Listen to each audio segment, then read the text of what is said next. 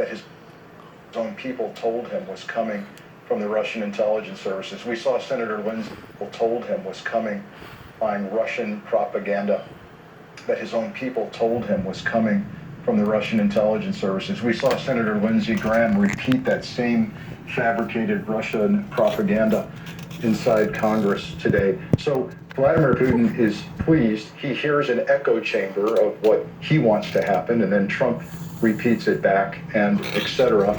And then the rest of the world, Brian, looks at this, and they don't see that shining city on the hill that Ronald Reagan spoke of. They have trouble seeing Lady Liberty with her arm extended in New York Harbor.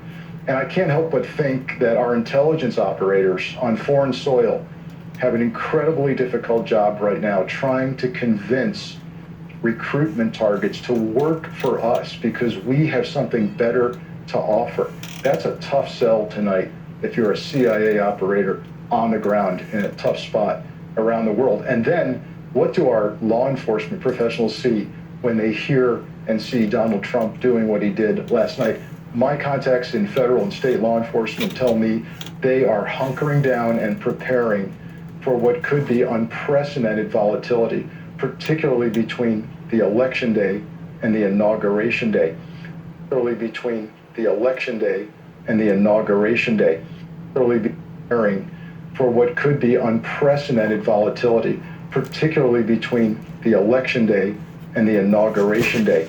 If there's any good news in this, it's that voters need to understand that law enforcement is on this. They are aware of the issues, they are monitoring it, and they are very quietly preparing to suppress violence during this volatile period. Oh man, that's tough to hear, all of it. What does it do in your gut, Frank, to hear the president even hint, give a whiff of belief to the idea that he may not accept the outcome of the election, that there may be a fight over the peaceful transfer of power? Well, first, I think we need to be careful not to fall into his trap. He's essentially setting a trap by telling us what his strategy is. And so we can engage in fear and trembling and panic, or we can do what he doesn't want us to do, which is we can sit back and know that eventually, no matter how long it takes to get all the votes counted, they're going to get counted. Law enforcement is going to do their job. The courts are going to do whatever's presented in front of them. If it goes all the way to the Supreme Court, it's going to eventually result in a certified election result. And we need to understand that if we fall into his trap, we engage in that doubt about the election outcome that Vladimir Putin wants us to have, that Donald Trump wants us to have, and we can't allow that to happen. The very fact that we're having this conversation pains me because it lends further credence to this notion that we might not be able to trust the results. Look, we're going to have a record number of mail-in ballots. We're going to have a record number of people show up in person at the polls. It's going to take a while to count those votes. Do not expect it to happen in a day or two. Get ready for it and just stick to the American values that got us this far. Frank, thank you for your answer. Understand that I have to ask the question. I feel the same way you do about the fact that the conversation is taking place at all.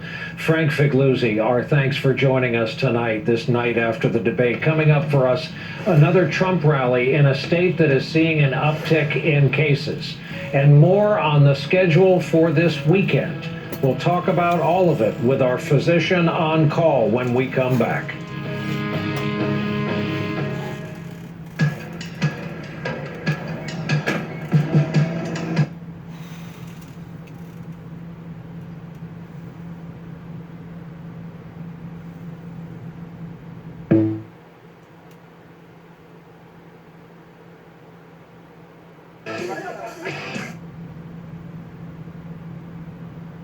When you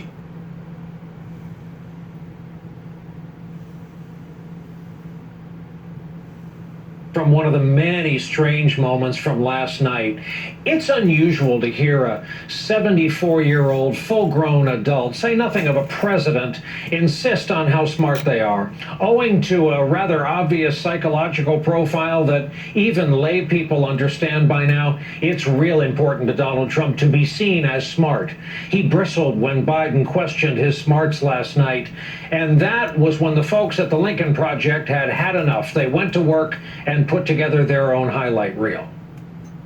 Did you use the word smart? They sacrifice every day for the furniture and future of their children. When they gaze upon Yosemite's towering sequoias, he was awarded the Bronze Star and the Combat Infantryman Badge for his service. You know, we just had another sock rocket.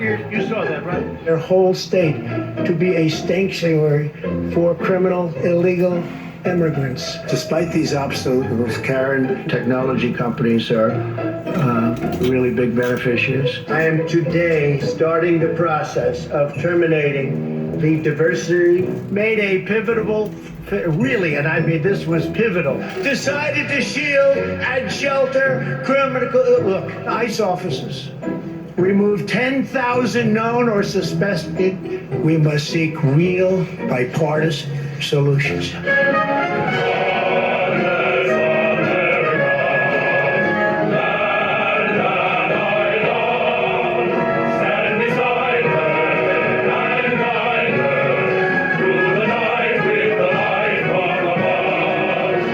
Don't ever use the word smart with me.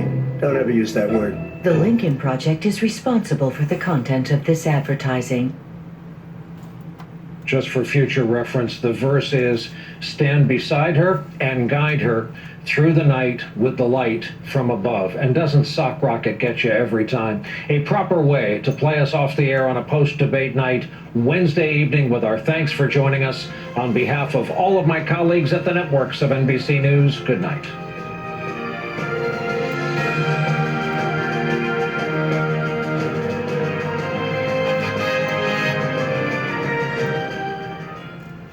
This is the front page today at the St. Louis Post-Dispatch in Missouri. Chaos and interruption. This is the Arizona Republic front page today from Phoenix, Arizona. Chaotic debate. This was the Denver Post from Colorado. Yelling and name calling. Do we have the Denver Post up there? Did we lose it? Do you guys have it? Go on. There's the Denver Post. Yelling and name calling. Do you have the Boston Globe? Go on. Prove it. Show me. Yeah. Chaos. Front page of the Boston Globe today. Here was the LA Times today. Invective and interruptions. This is the Washington Post front page today. Talking about the debate plunging. Good verb there. Plunging into fiery squabbling. And then you can see there's the all capital letters subheading there, which is sort of a rare thing at the Post. It says, Trump interrupts and jeers ceaselessly. Here's the front page of the New York Times today. This is sort of an unusual headline, but in keeping with the other ones that you're seeing in its theme. Trump's heckles send debate into utter chaos. Talk of policies and ideas drowned out. Notice the theme, right? From sea to shining sea, papers large and small. But as much as it's true that the whole country is apparently today alarmed and weirded out and shocked by what that was the president did last night, which is extreme enough that it made it a non-hypothetical live question as of last night and as of today as to whether we're going to have presidential debates anymore, since that form of discourse doesn't make much sense anymore if this is what the president is going to be like now. This led to the Presidential Debates Commission today saying they're going to change the rules to try to stop something like that from ever happening again, and they're going to change the rules in time for the next debate. I mean, as much as the whole country today is rocked and weirded out by what we saw there, by us apparently losing, right, a key part of how we conduct ourselves as a democracy, how we have had our candidates compete since the very beginning of our republic. And now maybe we're going to have to give it up because of this guy? with the national sort of shock and horror over that last night and the implications of it, even still, something that big and shocking at the Arkansas Democrat Gazette in Little Rock, Arkansas. Even the news about the debate there has to share billing with what else is going on right now in Arkansas. You see, this is the front page of their paper today. You see, their main headline is about the heated debate, but it has to split the billing with what else has to make the front page in Little Rock, Arkansas today. Infections rising among children. And this one on the far right column, Atkins schools chief dies of COVID.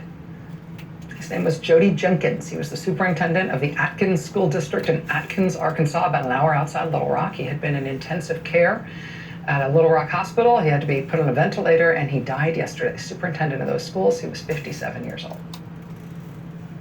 You should know that the Republican governor of Arkansas has forced all schools in the state to offer in-person instruction 5 days a week. Little Rock teachers stayed home from work on Monday, the day before Superintendent Jenkins died. Little Rock teachers saying they don't think this forced in-person teaching thing is safe, and so they stayed home for a day. Arkansas is piling up new cases right now at the 7th highest rate in the country. And so, yeah, in Arkansas, at the Arkansas Democrat Gazette, the president's debate disaster is right there on the front page, just like it is everywhere. It has to be. It necessarily is, but it does have to share the bill with what else is going on. Same thing in Wyoming. The Wyoming Tribune Eagle out of Laramie County, Wyoming, so Cheyenne, Wyoming, they've got their story on the first debate up there, alongside right below the masthead, but right alongside it, they've got their local headline. Spike in cases shows virus is sticking around. The sticking around line is a quote from the Wyoming State Department of Health. Locally in Cheyenne, they actually had to close down the municipal office building. The municipal office building in Cheyenne this week because of COVID. Across the country, here's Kentucky.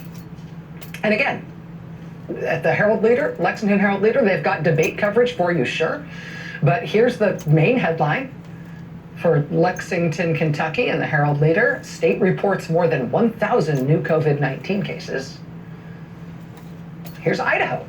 This is the front page of the Times News, which is Twin Falls, Idaho. And yeah, they've got their front page story on the debate, like everybody does.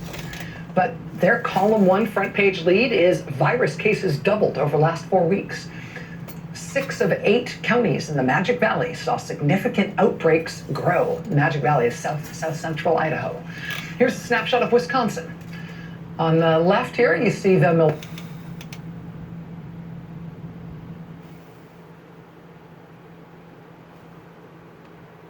lots of cases going up. See what else she's got to say.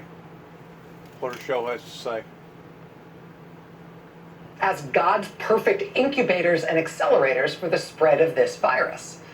Well, Axios was first to report. Looks like it may be a whole lot on coronavirus. As CDC director at a time when we needed the CDC to be freaking phenomenal. Also, at the same time, though, God help us all the more if Donald Trump gets to pick someone new to run the CDC right now. Right now, as he's barreling toward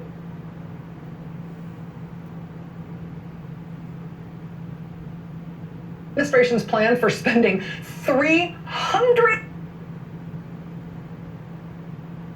Wow.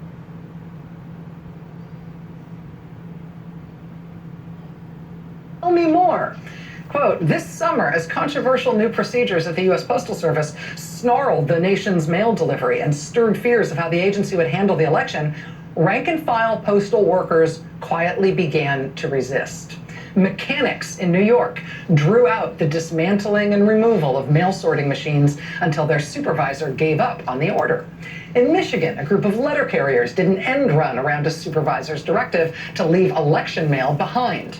In Ohio, postal clerks culled prescriptions and benefit checks from bins of stalled mail to make sure they were delivered, while some carriers ran late items out on their own time. In Pennsylvania, some postal workers looked for any excuse, a missed turn, heavy traffic, a rowdy dog, to buy themselves enough time to finish their daily rounds.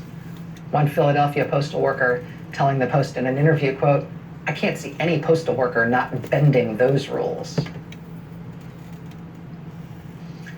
Be strengthened in your resolve today.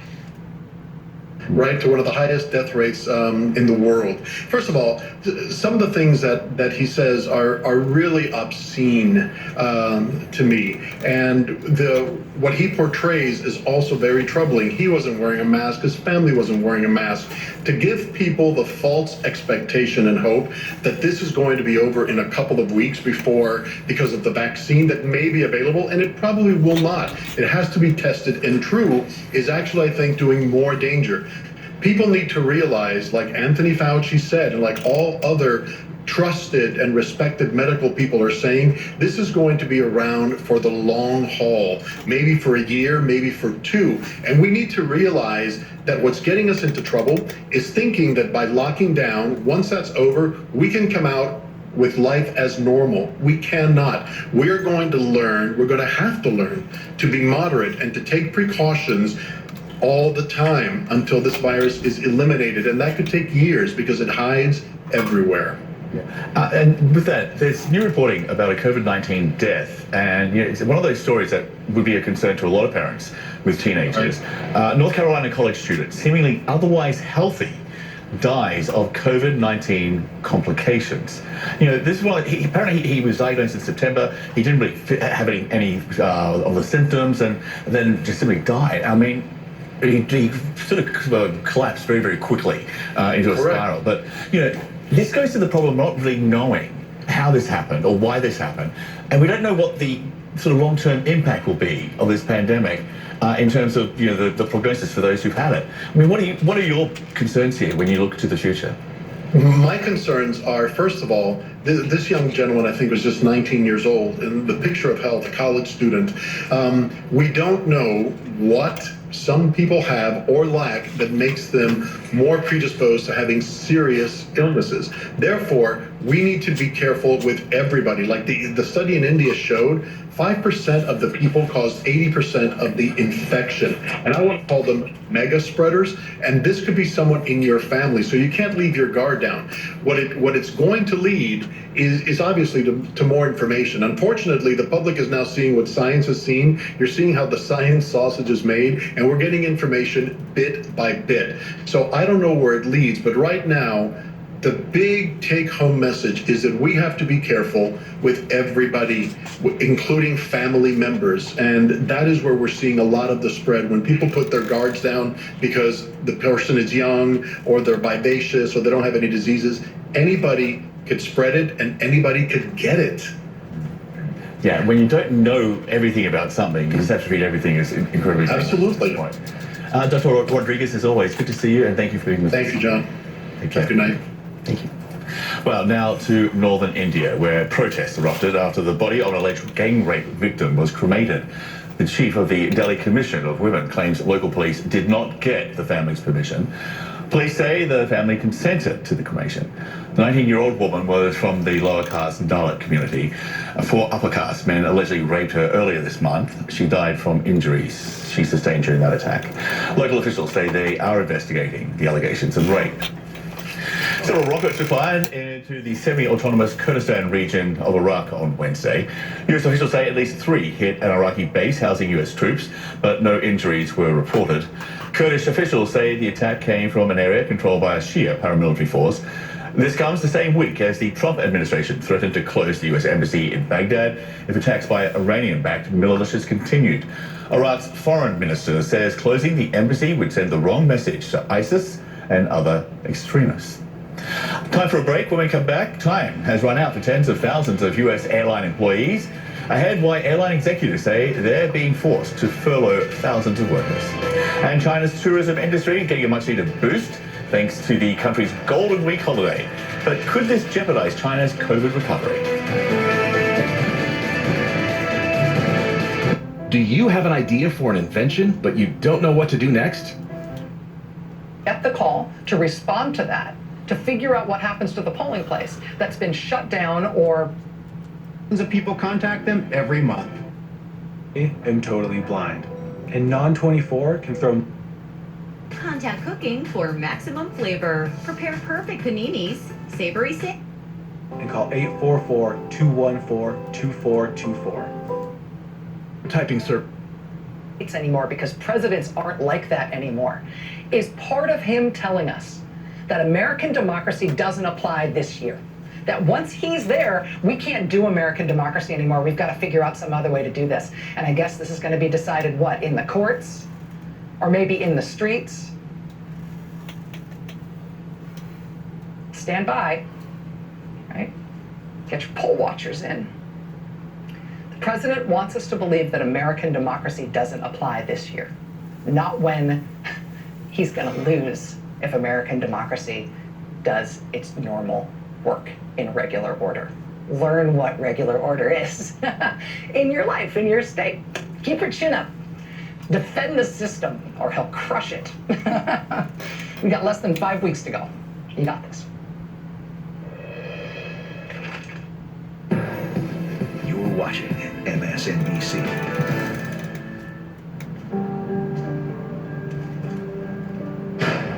The workplace doesn't look like this anymore.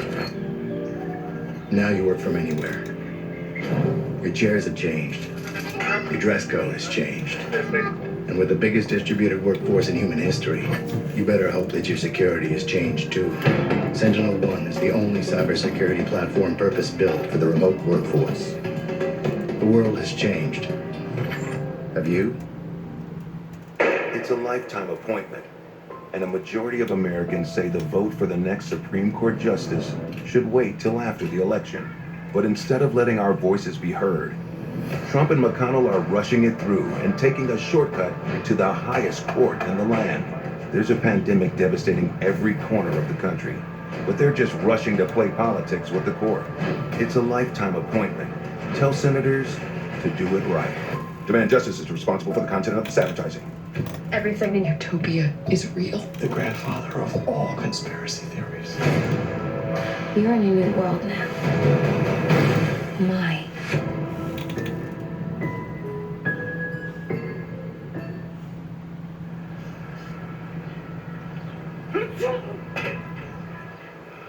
Skip to cold relief fast.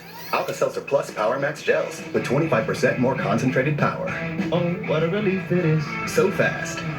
Guys, got hair loss? I know what you're thinking. Should I shave my head? Comb it over?